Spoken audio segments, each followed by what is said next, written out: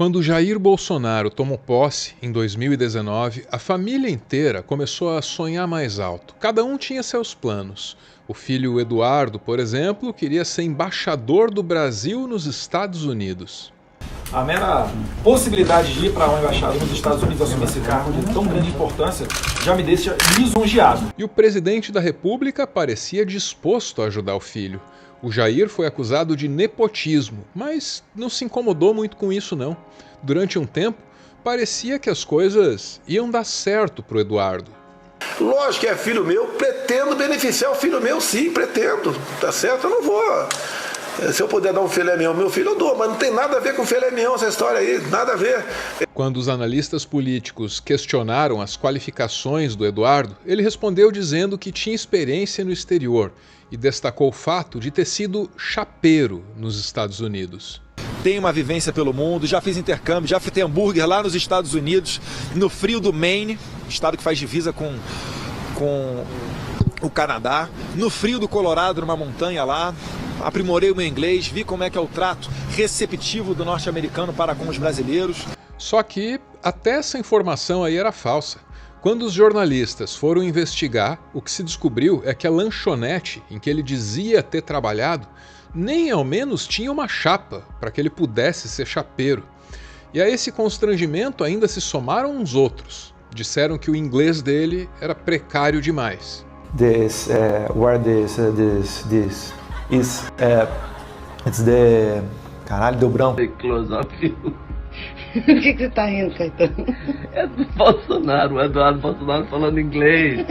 Na Fox News. É genial. E o cara da Fox News olhando pra ele.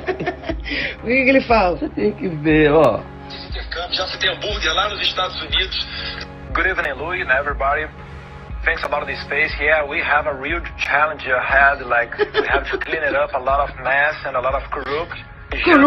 Sérgio Moro. O Eduardo não conseguiu se tornar o embaixador do Brasil nos Estados Unidos. Ele ficou na Câmara dos Deputados e aceitou como prêmio de consolação a presidência da Comissão de Relações Exteriores. Nem sempre se comportou de maneira muito republicana. O que vocês fazem? Presta atenção, respeita, deputado! Vai ficar reclamando?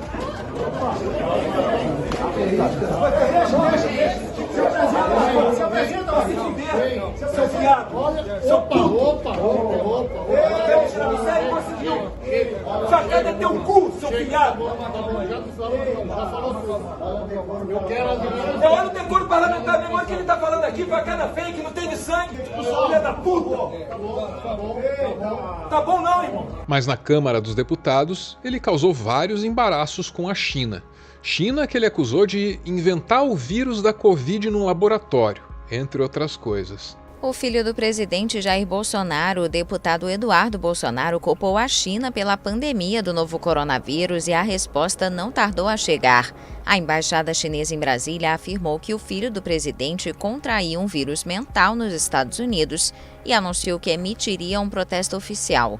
Na tentativa de apagar esse e outros incêndios provocados pela visão piromaníaca que o Eduardo tem das relações exteriores, membros do governo Bolsonaro revelaram um certo desprezo pelo Eduardo.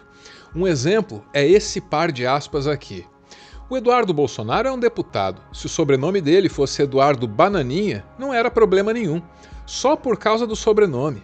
Ele não representa o governo, não é a opinião do governo. Ele tem algum cargo no governo? Assim falou o então vice-presidente Hamilton Mourão, fazendo pegar de vez um apelido desagradável que já circulava nas redes contra o Eduardo.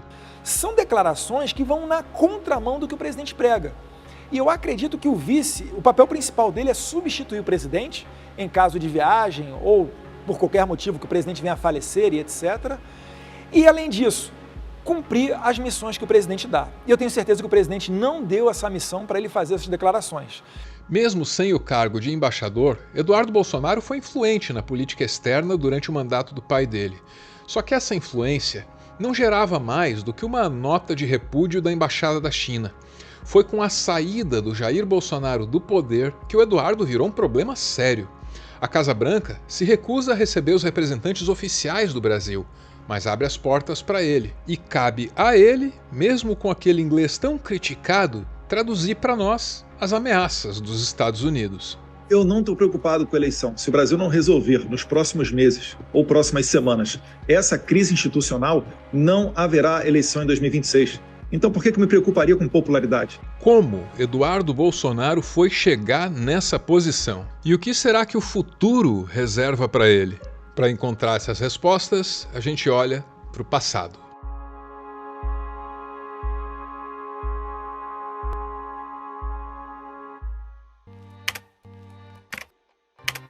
Eduardo Bolsonaro passou os últimos anos reivindicando um certo direito que ele julga ter de conduzir a política externa brasileira. No mandato do pai, não deu pé. Agora, na condição de embaixador paralelo, ele finalmente conquistou algo parecido com aquilo que ele queria, mas ele claramente não está feliz. O senhor chegou a conversar com Jair Bolsonaro sobre essa decisão? Que papel ele teve? Que tipo de conselho, que tipo de opinião ele tem sobre essa sua decisão? Meu pai, claro que ele queria o filho dele perto dele, né? É dureza.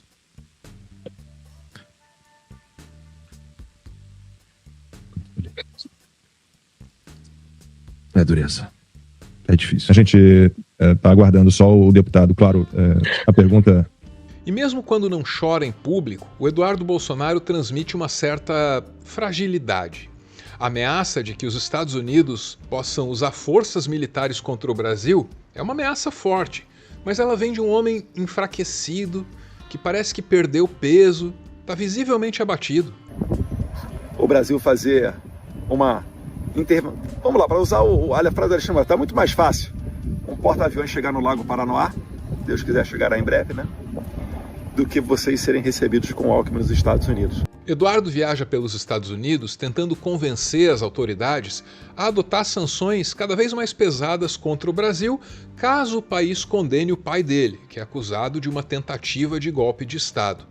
Só que, mesmo na direita, não falta gente para culpar o Eduardo pela própria desgraça, talvez até pela desgraça do pai dele também. Não, o abuso que o Eduardo Bolsonaro está fazendo lá nos Estados Unidos com o país e com o pai dele. A culpa do Bolsonaro estar de tornozeleira é desse moleque. Essa é a senadora Margarete Busetti. O Hamilton Mourão, que se estranha com Eduardo Bolsonaro desde sempre, vai por uma linha parecida. Mas eu não aceito que o Trump venha meter o bedelho num caso aqui que é interno nosso. Há uma injustiça sendo praticada contra o presidente Bolsonaro? Há uma injustiça sendo praticada. Mas compete a nós brasileiros resolvermos isso. Só por essas declarações já se percebe que o Eduardo não tem, nesse momento, aquela capacidade de aglutinar a direita brasileira ao redor de si, capacidade que o pai conseguiu ter antes dele. Ainda assim, nos Estados Unidos, ele se vende como o sucessor de Jair. É um sinal de que, mesmo abalado, esse homem continua sonhando alto. So they wanted to get Jair Bolsonaro out of the next year's election. As just me, I could be a successor of my father. So that's why they are opening investigations against me. Só ri das pretensões de Eduardo Bolsonaro quem não sabe o que ele já foi capaz de fazer no passado. Um bom exemplo está no discurso que Bolsonaro fez na Assembleia Geral da ONU em 2019. Nessa Assembleia, o Brasil é sempre o primeiro a falar. E isso sempre foi um motivo de orgulho muito grande para a diplomacia brasileira. Só que em 2019, o discurso do presidente brasileiro teria sido redigido por um cidadão dos Estados Unidos. Foi escrito o eixo central pelo guru dessa ultradireita internacional, que é um camarada cavernoso chamado Steve Bannon. Esse camarada foi que fez, por exemplo, toda a estratégia de marketing do Trump. Sim, Steve Bannon teria redigido ou então feito correções no discurso de Jair Bolsonaro naquela ocasião. Não por acaso o que se ouviu naquele dia foi um discurso em que o presidente do Brasil tirava toda a legitimidade do Brasil diante do mundo. Até mesmo a direita brasileira entendeu assim. Péssima repercussão internacional, uma velocidade das agências noticiosas, eu acabei de ver antes de chegar aqui na coletiva, do mundo inteiro repercutindo pessimamente a intervenção do presidente na Assembleia Geral das Nações Unidas. E como o Steve Bannon ganhou poder para mexer no discurso do presidente do Brasil? A articulação teria sido feita por ninguém menos que Eduardo Bolsonaro. Antes, ele tinha sido escolhido pelo Steve Bannon para ser o líder do movimento do Bannon na América Latina, o The Movement. E os dois, Bannon e Eduardo, continuam juntos até hoje. Recentemente, Bannon entrevistou Eduardo e disse para o público dele que Eduardo venceria Lula nas eleições de 2026. Not only does your father lead Eduardo, but you also now lead Lula. Your thoughts, sir? Yes, it shows a lot that the idea is alive. It doesn't matter what they are going to do with Jair Bolsonaro. Like, people really want someone from Bolsonaro family or really a right-wing one to lead the country again. Na cobertura da guerra tarifária que a imprensa brasileira faz, são ignorados esses momentos em que o Eduardo Bolsonaro é cogitado como o próximo presidente do Brasil. Só que nas entrevistas e nas lives do Eduardo, com os membros da extrema-direita dos Estados Unidos, essa hipótese aí aparece o tempo inteiro. Na direita brasileira, tem quem diga que se os gringos cogitam Eduardo presidente, é porque o Eduardo está estimulando. Integrantes do PL, isso está na coluna também do Fábio Zanini, o painel da Folha, integrantes do PL afirmam que o deputado federal Eduardo Bolsonaro está fora de controle em sua cruzada contra o governador Tarcísio, por causa do tarifaço de Trump. Segundo um membro do partido, ele não tem ouvido ninguém, nem mesmo o pai dele, nos seus ataques. A interpretação é que Eduardo está obcecado pelo projeto de ser candidato a presidente em 2026. Ele entrou numa rota que o conduz não a uma chapa presidencial, mas uma cadeia. Ele está sofrendo uma investigação no âmbito do Supremo, e essa investigação, para usar uma expressão que lhe provoca urticária, Fabíola Sil, o Brasil foi um país lógico. Essa conspiração antipatriótica, essa traição que o Eduardo Bolsonaro faz nos Estados Unidos, vai resultar em cadeia. Antes de desejar a presidência da República ou a embaixada do Brasil nos Estados Unidos, o Eduardo queria ser modelo. E essa vocação se expressa de algum jeito até hoje.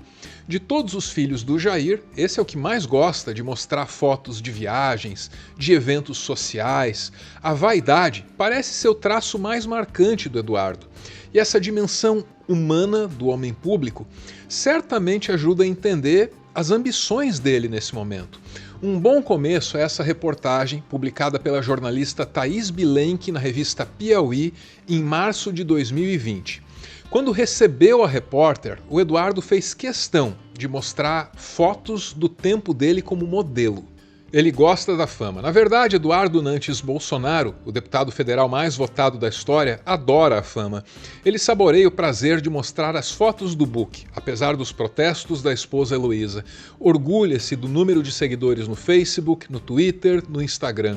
A repercussão nas redes sociais é para ele um termômetro fundamental do seu desempenho público. Ao marcar a sessão de fotos para essa reportagem, pediu logo cópia das imagens. Não tenho fotos feitas por profissionais, explicou ele. Queria postá-las nas redes sociais. E essa vontade aí de postar foto fez com que ele acabasse expondo viagens luxuosas demais, uma coisa assim incompatível com a vida austera que os eleitores gostariam que os seus eleitos levassem. O Eduardo tenta se equilibrar entre a função de blogueirinho e a função de parlamentar. Quando a faceta de blogueiro chama atenção demais, aí a esposa vem para dizer que eles também passam perrengue, como todos nós. E a gente não fica andando de iate, de barco, né? De jatinho, de primeira classe. A gente passa muito perrengue também. Quando a gente vai para os Estados Unidos, a gente economiza. E eu postei a foto do Havaí hoje, né? Que a gente passou um Réveillon lá, 2017 para 18. Foi incrível. Mas a gente vivia almoçando no mercadinho que tem lá, que chama Foodland, que é maravilhoso. E eu lembro que o nosso almoço era $2-3. Almoçava no mercado e era assim, gente. Eu ficava até mais magrinha, maravilha. Por gostar de viajar, de tirar foto e por arranhar o suficiente do inglês, o Eduardo Bolsonaro virou uma espécie de articulador internacional da família. Essas articulações deram ao Brasil aquele discurso do Jair na ONU em 2019, escrito pelo Steve Bannon. E mais recentemente, essas articulações também nos deram a guerra tarifária. Só que antes disso, O Eduardo já tinha se mostrado capaz de arrastar o Steve Bannon até para a campanha que elegeu o pai dele. Em agosto de 2018, Eduardo voltou aos Estados Unidos e conseguiu contato com outro guru, Steve Bannon, o estrategista. No último dia da visita, em um café da manhã no Trump International Hotel, em Nova York, o empresário paulista Mário Garneiro apresentou o brasileiro à jornalista Michele Caruso Cabreira, da emissora CNBC, que era próxima de Bannon. A jornalista gostou de Eduardo e ligou para o estrategista. 2 horas depois, Eduardo e Garneiro sentavam para conversar com Bannon num canto reservado do Hotel Regency. Bannon recomendou: seu pai tem 18% das intenções de voto. Ele tem uma longa caminhada para conseguir se eleger. O movimento anti-PT vai ajudar, mas ganhar uma eleição requer que agregue o centro. É o que fiz com o Trump. E mesmo hoje, Eduardo Bolsonaro continua suas articulações com o Steve Bannon. A mesma Thaís Bilenque, que escreveu esse perfil do Eduardo Bolsonaro há 5 anos, apurou que a guerra tarifária é o que acontece quando o Eduardo Bolsonaro vai até o Trump e pede para que Trump dispare contra o Brasil um tiro de sniper. Aí o Trump puxa uma bazuca. O que eles falam assim, nem o Bannon pediu tarifa de 50% contra o Brasil. Quando ele deu a atenção, o plano era um tiro de sniper e o Trump deu uma bazuca, sacou uma bazuca contra o Brasil com as tarifas. Na explicação que você apurou junto a esses aliados do Figueiredo e do Bolsonaro, dos herdeiros, né, é de que eles estavam querendo uma coisa voltada para pessoas físicas de foco estreito. E aí o Trump viu, não, vamos ter ambições maiores. Vamos contra o país inteiro, né? E o melhor momento do relato que ela faz dessa apuração é quando ela conta se o Eduardo gostou ou não gostou do tiro de bazuca. Eu falei, bom, mas então no fim das contas, pro Eduardo, foi bom? Foi bom esse tiro de bazuca ou não foi? Aí a métrica que eles usam é a seguinte: se ele tiver êxito, ele vira o herói, acabou, o Tarcísio se contente com o governo de São Paulo e está definido o destino da nação. Agora, se ele não tiver êxito, é péssimo para o Eduardo, pode ser que ele não saia candidato nem a deputado federal. Defina êxito. Eu falei isso, defina êxito. Ele falou, êxito para nós é uma anistia, né, um encerramento do julgamento do Bolsonaro e que se estenda aos outros, alguns outros denunciados pela trama golpista e o 8 de janeiro, e também algo sobre o marco civil da internet, porque está totalmente correlacionado às tarifas do Trump à revisão do artigo 19, né? Eduardo Bolsonaro não se importa com o tiro de bazuca disparado contra a economia brasileira. Só que isso não impressiona ninguém. Impressionante mesmo é perceber que ele não hesita em usar a desgraça do pai dele para se colocar como presidenciável diante dos amigos que ele fez nos Estados Unidos. Se a tornozeleira do Jair é culpa do Eduardo, como disse a senadora de direita, tanto faz, porque as ambições do Eduardo exigem que o pai dele continue inelegível. Eduardo Bolsonaro não age como quem ama o Brasil, isso é consenso, mas ele também não age como se amasse o próprio pai. É só reparar. Qual seria então o amor que move o coração peludo de Eduardo Bolsonaro? A resposta pode estar naquela foto, publicada junto com a reportagem de Thaís Bilenque em 2020. Aqui vemos Eduardo Bolsonaro debaixo de um quadro retratando Eduardo Bolsonaro, enquanto mostra fotos antigas de Eduardo Bolsonaro. Sinal de que Eduardo Bolsonaro só ama mesmo Eduardo Bolsonaro. Perfeito. Se houver o cenário de terra arrasada, pelo menos eu estarei vingado desses ditadores de toga.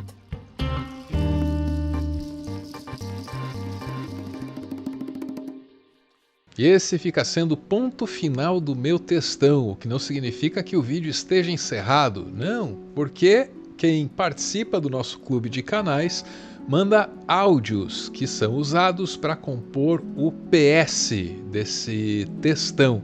Aliás, dessa vez preciso dizer que eu reparei que parece que o Eduardo Bolsonaro não é assim muito popular na nossa comunidade.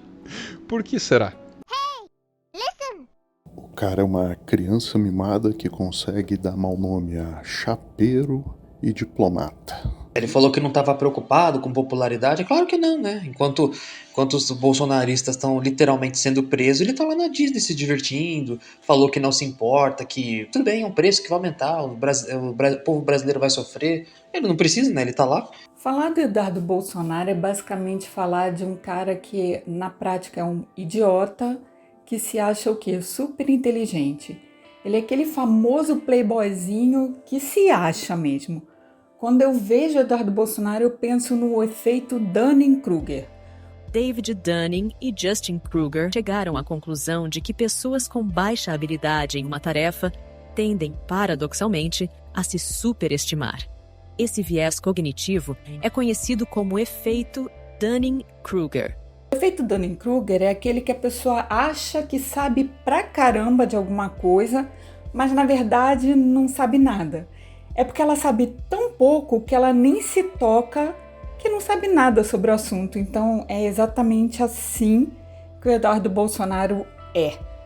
Tenho uma vivência pelo mundo, já fiz intercâmbio, já fritei hambúrguer lá nos Estados Unidos. Mas isso não quer dizer que eles não tenham tido sucesso eleitoral, né, esse capital político, eles conseguiram amealhar. Então, se você vê isso como uma empresa, né, eles estão tendo lucro. Né? Bolsonaro conseguiu, contra todas as apostas, capitalizar a sua própria imagem a níveis estratosféricos, a nível global. Hoje todo mundo, acho que alguém nas Filipinas sabe quem é o Bolsonaro, o que é um absurdo. A família Bolsonaro exerce um negócio privado na administração pública. E são princípios diferentes, os da administração privada e o da administração pública. Então veja, eu vou afirmar aqui categoricamente, o Bolsonaro, na época que eu era deputado, roubava o dinheiro da gasolina do gabinete. Como? Pegava aqui na Barra, recibo falso, dava 10% para o dono do posto de gasolina e pegava 90% do valor da nota que estava no bolso. Você vê as joias, ele não sabe se as joias deviam ficar com ele ou não deviam ficar com ele, joias de milhões de reais. Então o público e o privado aí é meio confuso. E todo o nosso inferno astral hoje é que a família Bolsonaro confunde os princípios da administração pública com a privada. Prezado Álvaro, você que está me ouvindo, pegou o trocadilho? Cagou lá no banheiro, fez uma sujeira lá! Agora sim, é chegada a hora em que eu posso te agradecer. Muito obrigado por ver esse vídeo até o final. Os gráficos de retenção do YouTube não mentem. Cada vez menos pessoas conseguem se manter presas a um vídeo longo aqui nessa plataforma até o final. Então, parabéns. Sua capacidade de atenção e concentração está preservada, né? E obrigado por ter ficado comigo até o final, o finalzinho e esse que é o finalzinho. Valeu!